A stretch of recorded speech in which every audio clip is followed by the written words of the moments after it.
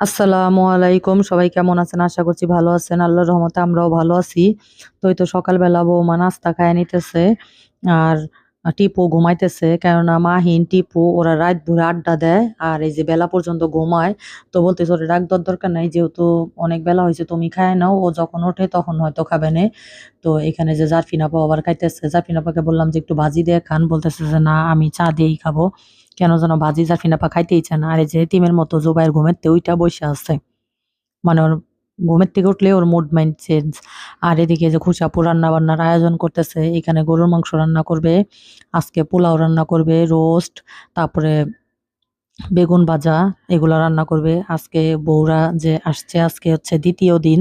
আর এদিকে আপুকে আবার বলছিলাম মাছ নিয়ে আসতে, তো মাছ নিয়ে আসছে আপু, পাঙাশ মাছ আর চিংড়ি মাছ। আর এদিকে বউ আমাদেরকে কাজে হেল্প করতেছে, সব কইটা দিচ্ছে যাতে এক এক করে খুশাপু রান্না বসাইতে পারে।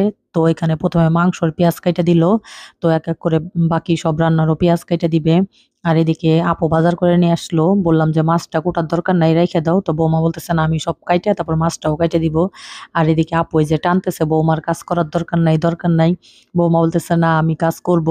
তো শাশুড়ি বেটার বউ আবার এই যে একটু যুদ্ধ করতেছিল, মানে ফান করতেছিল এই।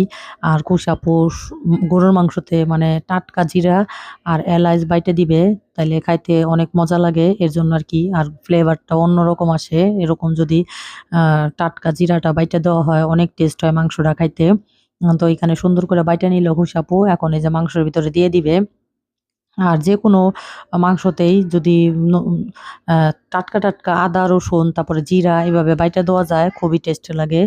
আর এদিকে বৌমা আবার বেগুনও কাইটে রাখতেছে চাক করার জন্য। বেগুনটা আগে থেকে হলুদ লবণ মাখায় রাখলে আর কি ভালো লাগে খাইতে। আর এদিকে একুশ যে আ ইয়া দিয়ে দিল জিরা, এলাচ এগুলা বাইটা দিল। আর দারচিনি, তেজপাতা আস্তাই দেয়। আর এই যে ভাবি আইসা বইসা আছে।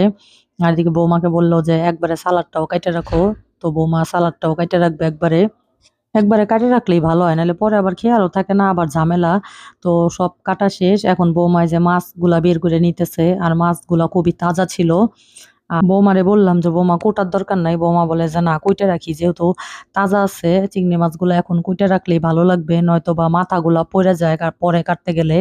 আর এই পাঙাশ মাছও কাটবে, তো আপু বলতেছে দেও আমি কাটি, বৌমা বলতেছে না বৌমা কাটবে।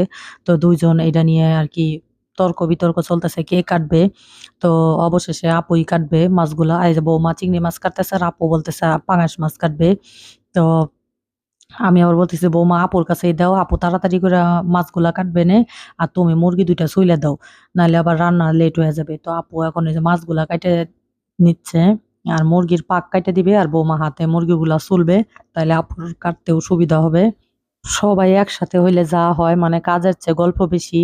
একজন এই কথা আরেকজন সেই কথা, মানে খুবই মজা লাগে মেহমান আসলে। আর চলে গেলে তখন মনটা অনেক খারাপ লাগে, বাড়িটা পুরা ফাঁকা ফাঁকা হয়ে যাবে। আর বৌমারা চলে গেলে আপু তো আর ওরকম আসবে না। আর এদিকে যে চাচি শাশুড়ির সাথে বৌমার কি মিল, মানে কোলের ভিতরে যায়া বইসা আছে।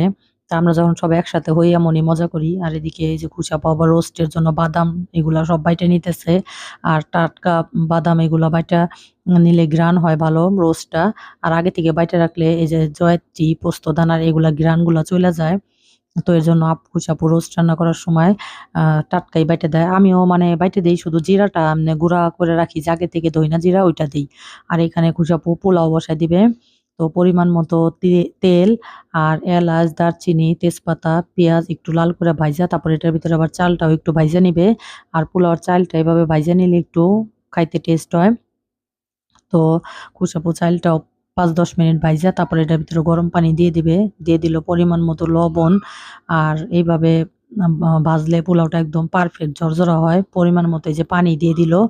আর পোলাওর এত সুন্দর একটা ঘ্রাণ বের হইছে, মানে দেখেই মনে হইতেছে, ঘ্রাণ শুনেই মনে হইতেছে যে না অন্যরকম টেস্ট হবে। আর এদিকে বৌমা এই যে আবার আমাদের সবার জন্য লাচ্ছি বানাইছে দই দিয়ে। তো দই এমনি খাওয়ার থেকে এইভাবে লাচ্ছি বানায় খাইলেই বেশি টেস্ট লাগে। তো সবাইকে দিতেছে। তো ছোট ভাবিকে দিতেছে। ছোট ভাবি বলতেছে না এতগুলা খাবে না, কমায় দিতে।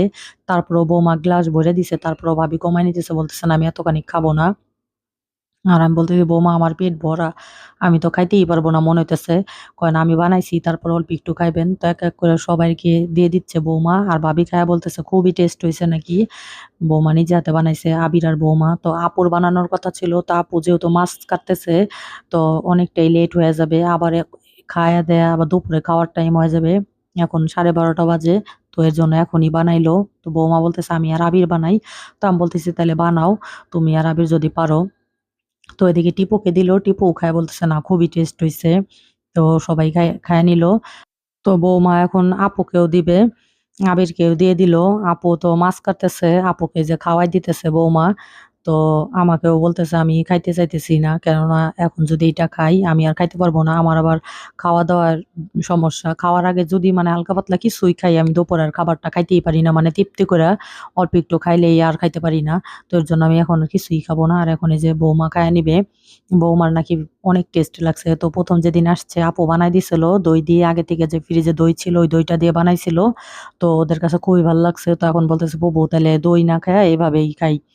তো সবাই খাইয়া বলতেছিল, "না খুবই টেস্ট হইছে।" যেহেতু বউ আগে কখনো বানায় নাই ১ম আন্দাজে মানে খুবই টেস্ট হইছে। আর এদিকে খুশাবু পোলাওটা দমে দিয়ে রাখবে তাওয়ার উপরে। আর এভাবে দমে দিয়ে রাখলে পোলাওটা সুন্দর হয়। আর এরকম নিচে তাওয়া দিলে নিচে আর পুড়া লাগবে না।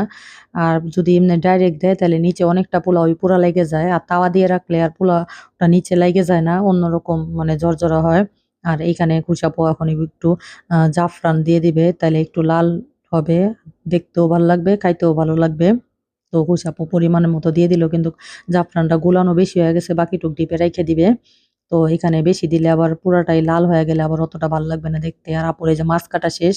খুশাপু বলতেছিল, "মাছ কাটার রাইখা আগে আমার মুরগি ধুয়ে দে, নাইলে আবার দেরি হয়ে যাবে।" আর এদিকে খুশাপু চিনি দিয়ে দিল, লবণ, হলুদ দিয়ে বেগুনটা এভাবে মাখায় রাইখা যদি বেগুনটা ভাজা যায় খুবই টেস্ট হয়।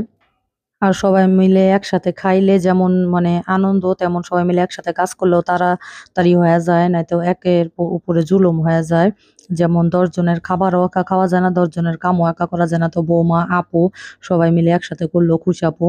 তো এর জন্য আরকি তাড়াতাড়ি হয়ে গেল। অল্প টাইমেই রান্না কমপ্লিট হয়ে গেল। আর এদিকে খুশাপু যে রোস্টের জন্য পরিমাণ মতো পেঁয়াজ, তেজপাতা, দারচিনি, এলাচ দিয়ে দিল। তো পেস্টটা হালকা ভাজা হইলে এটার ভিতর দিয়ে দিল আদা, রসুন, তারপরে জিরা বাইটে রাখছিল, জিরা, বাদাম এগুলা সবই দিয়ে দিল। দিয়ে ভালোভাবে আরকি মসলাটা কষায় নিবে। তারপরে এটার ভিতর মুরগি দিয়ে দিবে।